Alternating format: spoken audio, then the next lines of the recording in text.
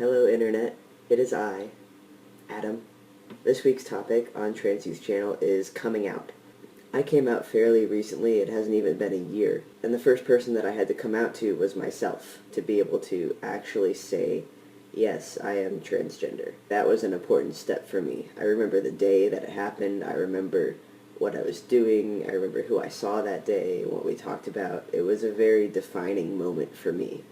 Time seemed to move very slowly when I was with my parents because they still didn't know, and I wanted so badly to tell them. Being around them became this agonizing and anxious time for me. I remember sitting at the dining room table with them one night and just almost in tears because I wanted to tell them, but I was too scared to. So on December 19th, 2013, I told my mom. My dad was out of the house, and so I just sat my mom down, and I gave her a letter that I had written and let her read it while I was sitting there. I wrote her a very long and very detailed letter because I wanted to be completely honest with her. And I was still on this sort of high of being very excited about what was going to come. I was still sort of figuring myself out at that point. You know, it had only been maybe a week and a half since I'd come out to myself. And so I was still in this sort of place of floating around, not really sure, not really grounded in who I was yet, but I knew where I was headed. And I wanted to tell all of this to my mom. But in hindsight, I think it would have been better for me to be less detailed about all of this. It was much too much for her to take in all at once, and it ended up backfiring a little bit, not in a really bad way, but in a way that I wish I could have avoided for both me and her. Initially, I think it would have been better for my mom to just have had this broad overview and maybe not so much about, like, plan of attack. I think it would have been better for me to just say, hey, I'm questioning this thing about myself, and I want you to know that I'm going through this, and I want you to be there for me if you can. I think that would have gone much better, but, you know, it is what it is. It happened, and now things are much better with her.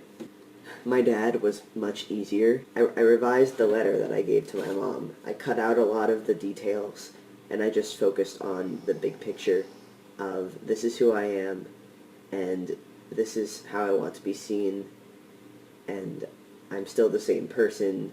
I'm just, you know, going by a different name and want to be seen differently.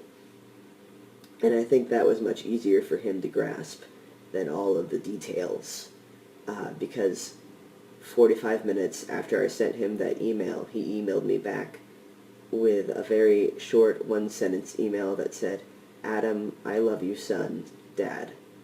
And that was it from him. That was all he needed to know. He needed to know that he had a son now instead of a daughter, and his son's name was Adam, and he was good with that. And so that was an amazing email to receive.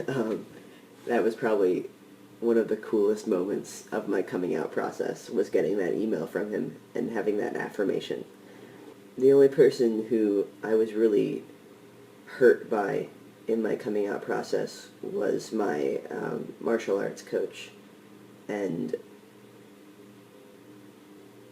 we're not really talking at this point. He thinks it's a choice. He doesn't support me. He was also one of the first people that I told, and I had really counted on him for support and understanding and just being there as the person I had known and the father figure I had relied on for the past 4 years. And he wasn't able to do that. And I didn't need that kind of negativity in my life at that time. I really didn't. And so I just had to say, if you can't be there for me in this time, in this way, then I'm just going to have to say goodbye for now. And I hope that one day we're able to mend our relationship I'm dealing with it. I have a lot of support, and I'm very thankful for that. So some advice for you lovely viewers who maybe have not come out yet or are in the process of coming out. The thing that I want to express is that coming out is a process that begins with you, and then you decide how far you want that circle of coming out to extend. It's also a process that never ends. Every time I meet someone new or make an acquaintance with someone, I have to eventually make a decision as to whether or not I'm going to identify myself as a member of the LGBTQ community, and in what capacity. Some relationships, I may just tell them that I'm a gay man, and that may be enough. But others require a certain level of vulnerability, and in those cases I will identify myself as a trans man. Either way, the decision to come out is in your hands, and that's how it should be. No one should pressure you into doing or saying anything with which you are uncomfortable. Take your time, allow yourself to become settled and comfortable in your identity, and be gentle when telling those who you love and who love you. Chances are you've had this information a lot longer than they have, and so like you, they're going to need time to process this information. That's my advice. My good thoughts and positive vibes go out to those of you who are not out yet or who are in the process of coming out. It does get better, as cheesy as that sounds. It gets better. Time is a wonderful healer.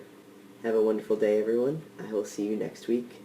If you liked what you saw, please subscribe to us and click the like button below if you liked it. Alright, bye. This week's topic is gender pronouns. Let's just start with me. I prefer he, him pronouns. I identify as male, and I want people to see me as male, and so I want people to refer to me as he and him and his and all of that good stuff.